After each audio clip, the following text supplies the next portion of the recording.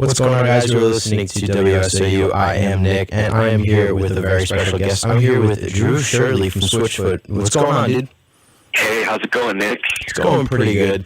Now, the coolest thing is you are on tour with, you guys, I love you guys a lot, but you're also on a tour with a very big band of my personal, love would be Relient K. So how has this been so far? Because I think the two of you out on the road together is a really good combination. Yeah, man, it is. It's a great combination. I love those guys, man. We've known them for years, and kind of grew up together, really, as bands. John performed on their album, and we've toured together in the past, and we thought this would be a great pairing. They're rad. I mean, they've got like a huge white buffalo on stage. Spoiler alert. And they're just so funny and fun, and, they've got a way of sort of talking about really, really deep stuff, but kind of in a sort of joking way that's just really unique. So it's been going well so far? Yeah, it's been good. We played some basketball with them. They played this one game called One Bounce that we all have been playing. As a matter of fact, I think we picked up a basketball hoop on the last show stop that someone left. Some other band left it, and so we asked for it and got it free. So that's really fun. I don't know who it was, but yeah, we now play it every day. That's awesome. Gotta keep in shape. Yeah. So you guys are out promoting the new album you put out in July, which has been doing pretty well. So tell me a little bit about what you put into this album, because you guys constantly, every album, there's, a little bit more than what you had the last. You guys keep evolving. So give me a little bit of background on what went into this one. Yeah, this album is our 10th album. I know, it's crazy. Kind of a big one for us. Oh, yeah. Sort of monumental type number, I don't know. And so we knew it had to be really good, and really just dug into this album. Originally, we thought it was actually be a really dark album. We thought it was going to be a super dark album, just because most of the songs John was writing were just really dark. And until he hit this one song called "The Wound is Where the Light Shines Through," and sort of this anthem of taking a bad situation and turning it good. Basically, a wound in life, something bad that happens, something that's cutting and difficult to go through, but then light kind of symbolically shining through it. And so we decided to title the album after that concept, "Where the Light Shines Through." Okay, I like that. Now, with this, the thing I found most interesting was that you have a feature from Lecrae on there, which is a little bit of a different genre, if you want to say that. So how did that kind of come together? And it worked out well. Yeah, John's a big fan of hip-hop.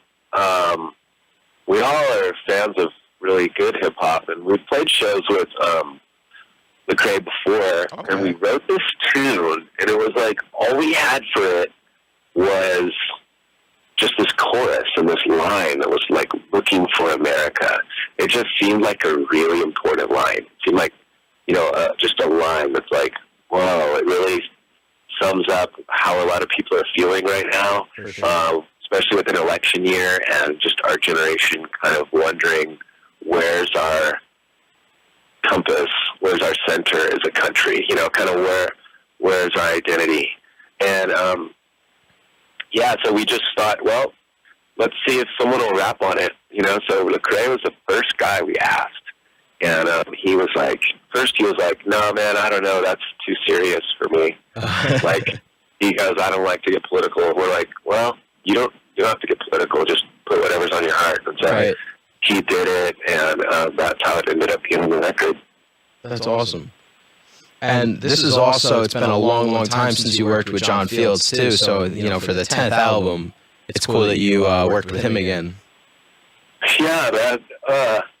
He was the beautiful letdown producer, and also did another record with us. And so we always loved John Fields, but he got busy and into other stuff, and we thought, 10th album, how rad would it be to sort of just go back sure. to one of our biggest albums, because The Beautiful Letdown was by far our largest selling album. So we thought, there was just a winning combination there that we wanted to revisit. Because that's what's crazy is it's been almost 20 years now that you guys have been around. So that the fact that stuff still stands up, because I remember how long ago was that? When around, I think it was Meant to Live was like the first I heard from you guys. I was probably like 8. So that just goes how deep, because I'm 21, so I've barely made the whole band's history there. Yeah, exactly. I mean, that song was huge. And what's interesting about that song is that it still applies today. For sure, yeah. It's one of those sort of transcendent songs that just hits people no matter sort of where they're at or what country or where they're at in life or what age they're at, That's a concept that's just akin to the human condition. It's just, there's always that feeling of like we were meant for more than just the mundane, daily sort of just existence lifestyle. Right. And that's what I think is awesome is how the music stands up and the message is always there. And that every time you guys work on something, there's always that deeper message, and it's not always, like in your face or that obvious, but there's always something there, which I think is really cool how you guys always have that in the background. Yeah, man, bands, honestly, bands just write about what's important to them, and right.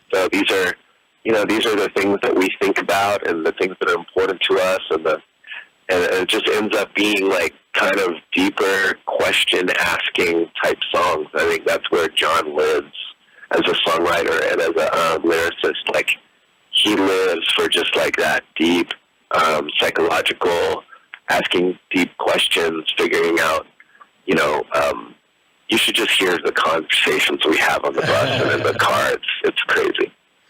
Just like very like deep about like the world situation, everything, just over some cards. Oh, yeah, exactly. We're having pizza and we're hanging out or whatever. And it's like the conversation is so deep. I'm like, oh my gosh, wow. But that's good though, because I feel like a lot of bands don't use, their voice to really get across, what it is that's important to them. So I think it's really awesome that you guys really drive it home like that. Hey, I mean, we do what we're called to do. And, we like a lot of bands that, we were just talking about Relient K. I mean, they've got a unique voice, right? For sure. So, right, they sing about these, deep concepts, but they do it with, like, the most tongue-in-cheek way, like, kind of just, like, sometimes you're not sure if they're serious or not, but then you read the lyrics and you're like, oh, my gosh. Yeah. This is, like, really, really heartfelt stuff in here that we're just laughing about, kind of. Yeah. Well, that's the thing is, how on this tour, what kind of is the balance for you trying to, since you've been around for so long now, this is the 10th album, how do you put a set together for a show like this, especially with a brand new album out and then trying to balance it out with everything else? Yeah, the set list is crazy. Like, it's hard to do, right? Because we have 10 albums to go off of. That's over 100 songs. And we know people are coming out to this show wanting to hear old stuff too, but we want to promote our new record where the light shines through. There's always that tension with a band, like, is like how many new songs are okay to play, Right.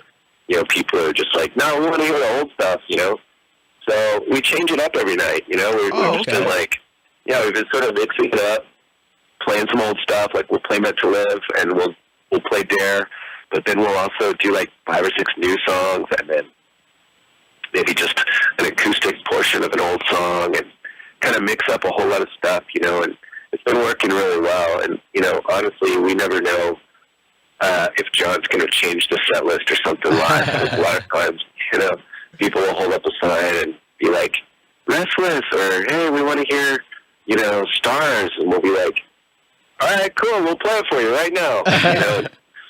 We're a band, a live band, We're an old school type band. We don't use any tracks. We don't use any, like, pre-recorded Pro Tools rig on the side of the stage or anything like that. We're actually playing every note you hear, so we can pretty much, adjust for anything live. That's awesome. Now, how is that also a challenge at the same time? Like, how do you remember your back catalog that well? It's just in there. Yeah, it's not always that good, man, honestly.